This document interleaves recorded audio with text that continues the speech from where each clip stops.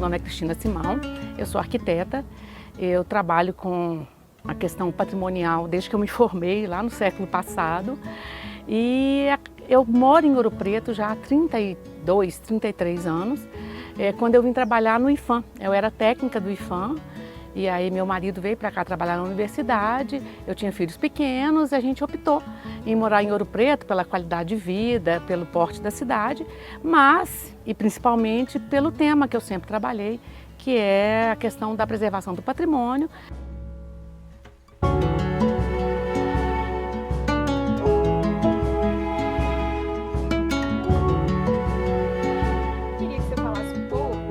Essa trajetória mesmo do processo de preservação desse nosso centro histórico patrimonializado, né, em Ouro Preto, assim, como que você vê essa trajetória de quase 90 anos e quais os avanços que a gente tem nos dias atuais? Pois é, falar de trajetória do patrimônio em Ouro Preto e no Brasil é falar do IPHAN, né?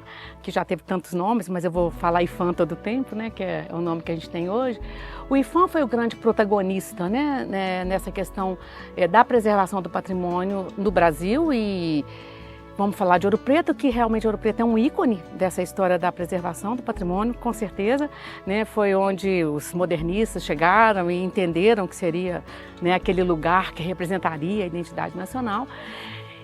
Mas acontece que lá na década de 30, né, vamos nos contextualizar lá, eles entenderam essa cidade como uma cidade acabada, como uma cidade pronta e acabada, a gente tem registros escritos disso, e entendendo que aqui era uma grande obra de arte.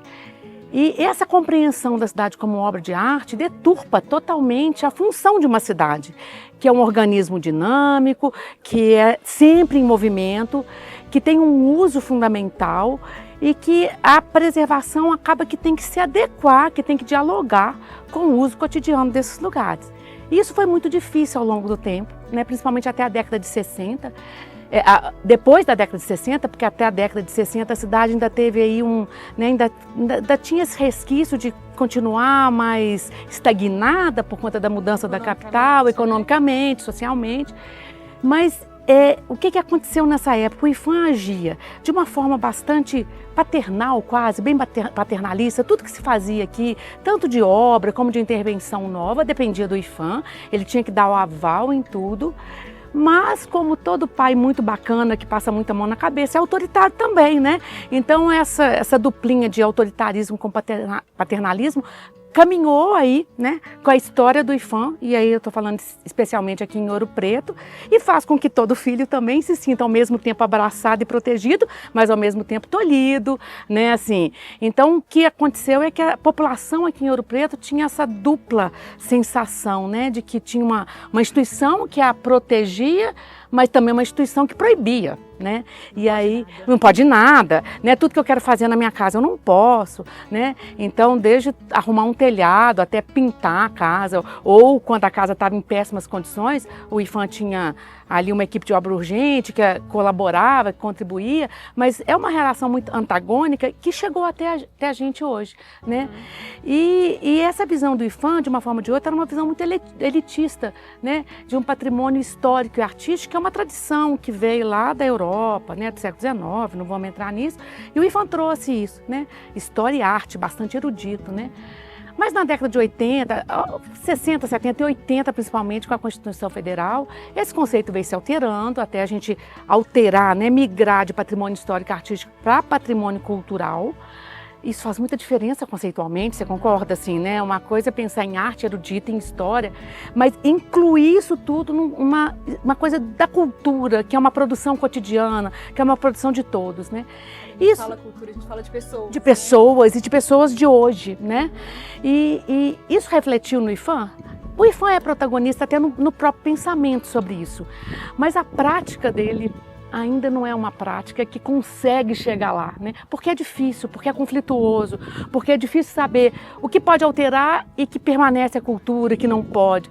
O que descaracteriza, essa palavra parece até assim, aqui em Ouro Preto fala descaracteriza, todo mundo fica até assim, né?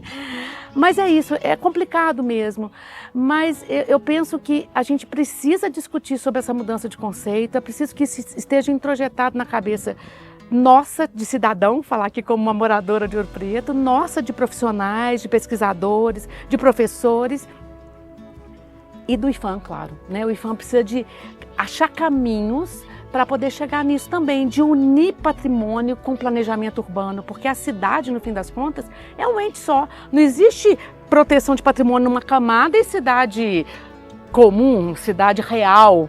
É tudo real, concorda? Então isso tem que se juntar e a gestão, né, urbana, o planejamento e a gestão urbana tem que estar profundamente imbricados com a questão da preservação do patrimônio, principalmente quando a gente fala do patrimônio urbano, que é o caso de Ouro Preto, que é um patrimônio imenso, né, maravilhoso, riquíssimo, né, e que a gente sabe que a população se envaidece, né, com o que tem profundo afeto por esse patrimônio, mas essa coisa dicotômica, né, entre poder e não poder, tudo tem que perguntar, isso precisa de ter um caminho mais fluido, um caminho mais leve, vamos falar assim, para que se consolide mesmo, né? Que garanta a cidadania, né? Que garanta a cidadania e que garanta a preservação do patrimônio junto, que garanta a qualidade de vida, essencialmente, para todos daqui, né?